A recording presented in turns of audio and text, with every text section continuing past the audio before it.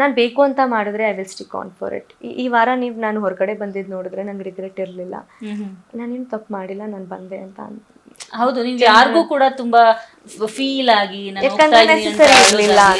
ಅಂದ್ರೆ ಯಾರಿಗೂ ಕೂಡ ನೀವು ನೀಟಾಗಿ ಅಷ್ಟು ರೆಸ್ಪಾನ್ಸ್ ಮಾಡಿನೂ ಬರ್ಲಿಲ್ಲ ನೀವು, ಅದು ನಮ್ಗೆ ಕಾಣಿಸ್ತದೆ. ಐ ಫೆಲ್ಟ್ ಲೈಕ್ ನನಗೂ ಯಾವ ಕನೆಕ್ಷನ್ ಸಿಗ್ಲಿಲ್ಲ. ಓಕೆ, ಯಾರು ಬಾಂಡಿಂಗ್ ಆಗಿಲ್ಲ, ಸೊ ಯಾರಿಗೂ ಹೇಳೋದಿಲ್ಲ, ನೆಸೆಸರಿ ಇರಲಿಲ್ಲ. ಆಮೇಲೆ ಎಲ್ಲರಿಗೂ ಎಲ್ಲೋ ಮನಸ್ಸಿಂದ ಆಸೆ ಇತ್ತು, ಅವ್ರ ಆಸೆಗಳು ನೆರವೇರ್ತೇನೋ ಅಂತ ನನಗೆ ಫೀಲ್ ಆಯ್ತು. ಯಾರಿಗೂ ಇಷ್ಟನೂ ಇರಲಿಲ್ಲ. ನಾನು ಅಂದರೆ ನೋಡ್ತಾ ಇದ್ದೆ ಅಲ್ಲ, ಮೆಣಸಿನ್ಕಾಯಿ ಕೊಡಬೇಕಾದ್ರೆ, ಮಸಿ ಬೆಳಿಬೇಕಾದ್ರೆ ಯಾರಿಗೂ ನಾನು ಮನೇಲಿರೋದು ಇಷ್ಟ ಇರ್ತಾ ಇರಲಿಲ್ಲ. ಅಂದರೆ ಅದು ಟಾಸ್ಕ್ ಅಂತ ಅನ್ನಿಸ್ಲಿಲ್ವಾ ನಿಮಗೆ?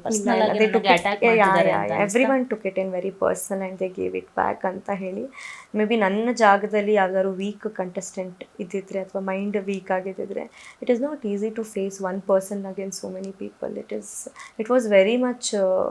ಆ್ಯಂಡ್ ನಾನು ಯಾಕೆ ಸುದೀಪ್ ಸರ್ ಮುಂದೆ ಅಂದರೆ, ತಪ್ಪು ಮೇ ಬಿ ಮಾಡಬೇಕಾದ್ರೆ ಅವ್ರು ಬುದ್ಧಿ ಹೇಳಬೇಕಾದ್ರೆ ತೊಗೊಳ್ಳೋಣ, ಈ ಮೂಮೆಂಟಿಗೆ ರಿಯಾಕ್ಟ್ ಮಾಡ್ತೀನಿ, ನನಗೆ ಸರಿ ಅನಿಸ್ದಾಗ ನಾನು ರಿಯಾಕ್ಟ್ ಮಾಡ್ತೀನಿ, ನಾನು ಏನು ಮಾತಾಡಿರ್ತೀನಿ ನನಗೆ ನೆನಪಿರಲ್ಲ. ಆಗ ಸರ್ ಬಂದು ಹೇಳಬೇಕಾದ್ರೆ ನಾನು ಈ ಥರ ಮಾತಾಡಿದ್ನ ಅಂತ ನನಗೆ ಫೀಲ್ ಆಗಿಬಿಟ್ಟು I was calm down. Okay, ಇಲ್ಲಿ ವಿಷಯದಲ್ಲಿ it was very unexpected thing happened. ಆಮೇಲೆ ನಮ್ಮಿಬ್ಬರು ಇದ್ದಿದ್ದು ಫ್ರೆಂಡ್ಶಿಪ್ ಸಲ್ಲಿಗೆ ಮೇಲೆ ಆಗಿದ್ದಕ್ಕೆ ಹಂಗೆ ಆಯಿತು ಅನ್ನೋದು ಬಿಟ್ಟರೆ ಯಾವುದೂ ಪರ್ಸ್ನಲ್ ಇರಲಿಲ್ಲ, ಏನೂ ಇರಲಿಲ್ಲ. ಯಾಕಂದರೆ ಅವನಿಗಿಂತ ಜಾಸ್ತಿ ಅಗ್ರೆಷನ್ ನಾನು ಬೇರೆಯವ್ರ ಜೊತೆ ಆದಾಗಲೇ ನಾನು ಕಾಮ್ ಆಗಿದ್ದೀನಿ.